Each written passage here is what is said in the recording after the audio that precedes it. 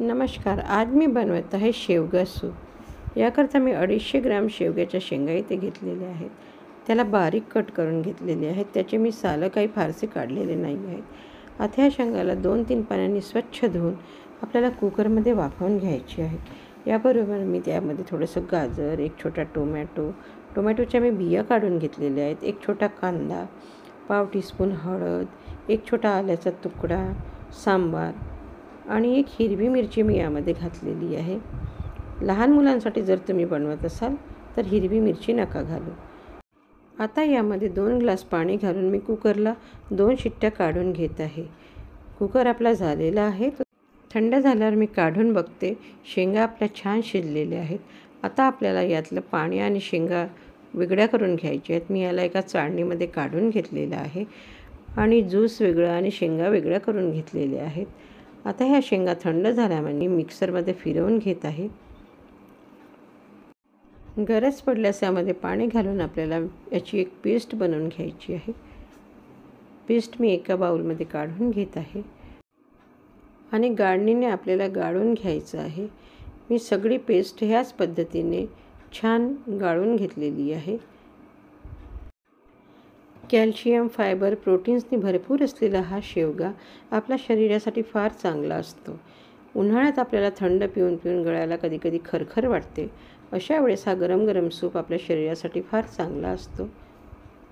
चौथा पूर्ण बाहेर निघालेला आहे. याच्यामध्ये मी थोडंसं अर्धा कप पाणी पुन्हा घालत आहे आणि याला मिक्स करून पुन्हा एकदा याला मी गाळणीने गाळून घेत आहे, म्हणजे सगळा रस आपला निघून जातो. सूप तयार झालेलं आहे. याला मी एका गंजामध्ये काढून घेते आणि आता जेवढं पातळ पाहिजे त्या प्रमाणात आपल्याला इथे पाणी घालायचं आहे. सूप तसंही पातळच असतं. मी यामध्ये अर्धा ग्लास पाणी घातलेलं आहे आणि आता हे मिश्रण आपल्याला गॅसवर ठेवून द्यायचं आहे. चवीपुरतं मीठ आणि अर्धा टीस्पून काळी मिरी पावडर इथे घालत आहे आणि गॅस आपल्याला मोठा करून याला छान उकळी येऊ द्यायची आहे.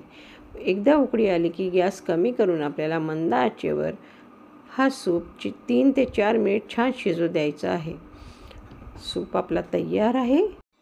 आता तयार झालेलं सूप तुम्ही असंही पिऊ शकता किंवा यामध्ये तूप किंवा बटरसुद्धा घालू शकता किंवा याला तडकासुद्धा देऊ शकता.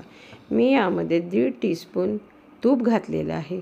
तुपाऐवजी तुम्ही बटरचाही वापर इथे करू शकता आणि याला एकदा फिरवून मी गॅस बंद करत आहे आणि एका सर्विंग कपमध्ये हे गरमागरम सूप मी काढून घेत आहे. सूप आपलं तयार आहे. आता ह्या सूपाला मी एक तडका पण देत आहे. अर्धं सूप मी काढून ठेवलेलं होतं.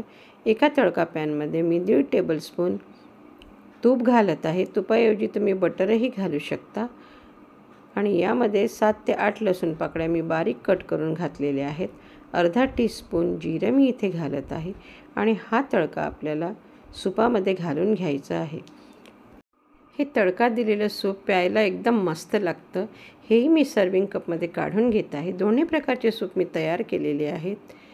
थंड खाऊन जर गळ्याला तुम्हाला खरखर वाटत असेल किंवा गळा बसल्यासारखा वाटत असेल, थंड नको पाहिजे असेल, अशा वेळेस हा शेवगा सूप एकदा नक्की ट्राय करा. गरमागरम सर्व करा. कोणत्याही सीझनमध्ये हा शेवगा सूप शरीरासाठी फार चांगला आहे. आवडल्यास लाईक करा. धन्यवाद.